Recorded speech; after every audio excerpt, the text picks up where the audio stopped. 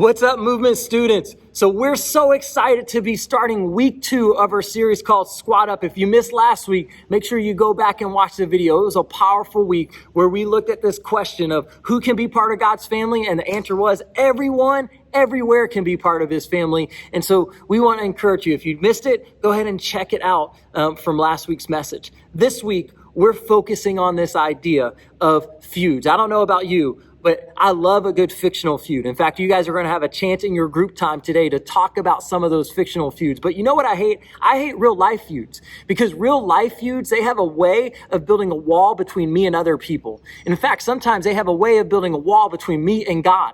God has not called us to be people who build walls. He's called us to be people who build tables.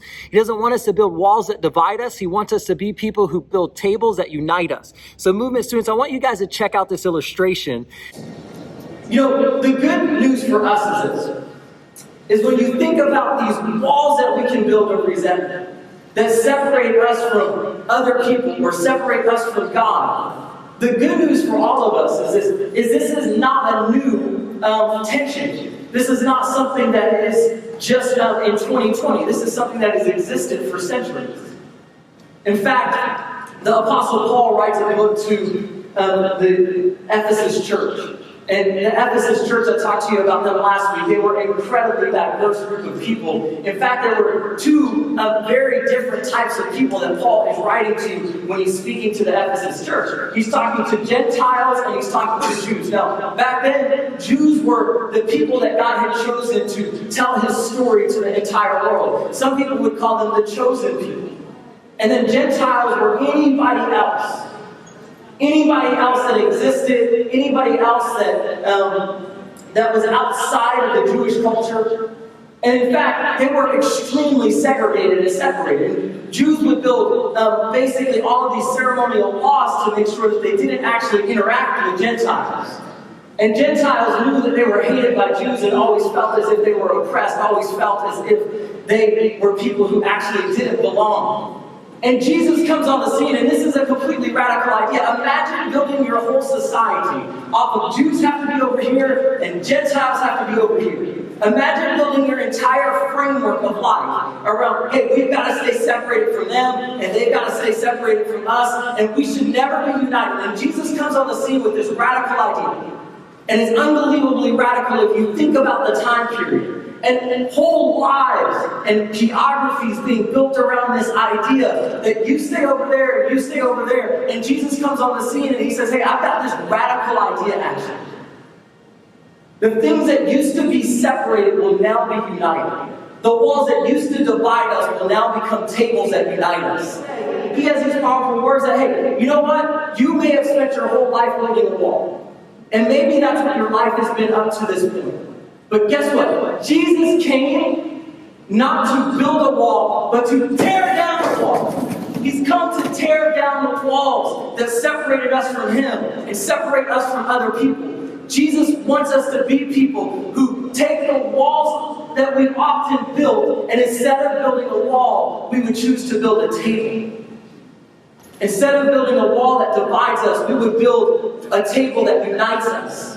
And in fact, in Ephesians 2:14 through 18, Paul has these words for the Ephesus church, and he himself is our peace, who has made the two groups one and has destroyed the barrier, the dividing wall of hostility, by setting aside in his flesh the law with its commands and regulations. His purpose was to create in himself one new humanity out of the two, thus making peace, and in one body to reconcile both of them to God through the cross, by which he put to death their hostility. He came and preached peace to you who were far off, and peace to those of you who were near. For though through him we both have access to the Father by one Spirit. In other words, what Jesus is saying is, I have not come to build a wall. I've come to tear down the wall, and instead I've come to build a table. Because a table is a place where enemies can become friends. A table is a place where hatred goes to die and hope chooses to live. A table is a place where punishment ends and purpose begins. A table is a place where I can look eye to eye with a person and say, hey, our histories may be different, but guess what? From this day forward, our purpose is one and the same thing. From this day forward, we choose to live for the same thing. And that's what Jesus has called us to do. He's called us to be people who choose to build tables, not walls.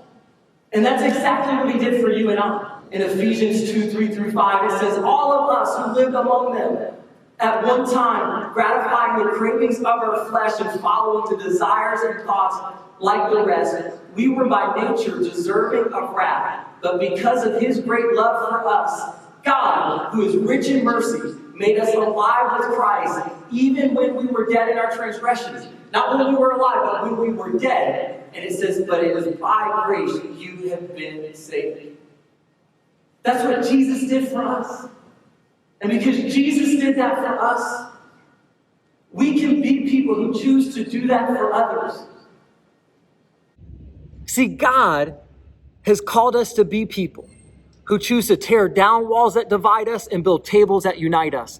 See, God has called us to be people who build his kingdom, not walls. And you can't build walls and build his kingdom at the same time. Those are polar opposite ideas. Specifically, we have to make 3 choices every day, in every moment, if we're going to be people who choose to build tables that unite us instead of walls that divide us.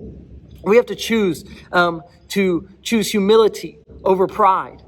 We have to choose grace over grudges, and we have to choose forgiveness over finding faults. It can be easy to find faults in others. It can be easy to choose pride. It can be easy to choose grudges over grace, but God has called us to a different life. And you know why, movement students? Because God has loved us that way.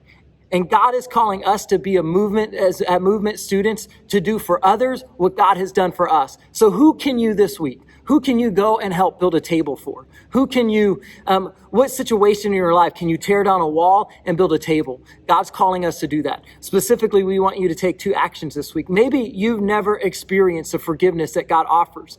You know, the only thing that separates us from God, the only thing that keeps that wall up, it isn't your behavior, it isn't your actions. The only thing is unbelief. And so God's calling you maybe for the very first time to step into a relationship with Jesus Christ, for you to accept the forgiveness that he's offered, for you to believe in your heart and confess with your mouth. Your group leader would love to walk you through that. And second, maybe God is calling you this week to go and tear down the wall for somebody else, or to tear down a wall that you've helped build between you and somebody, and to bring about reconciliation, to make things right, to tear down that wall that's dividing you and instead choose to build a table that will unite you two. Hey, movement students, we believe in you. We believe that God is using you to make a difference, and we can't wait to see everything that he does in your small group time. Have a blessed day.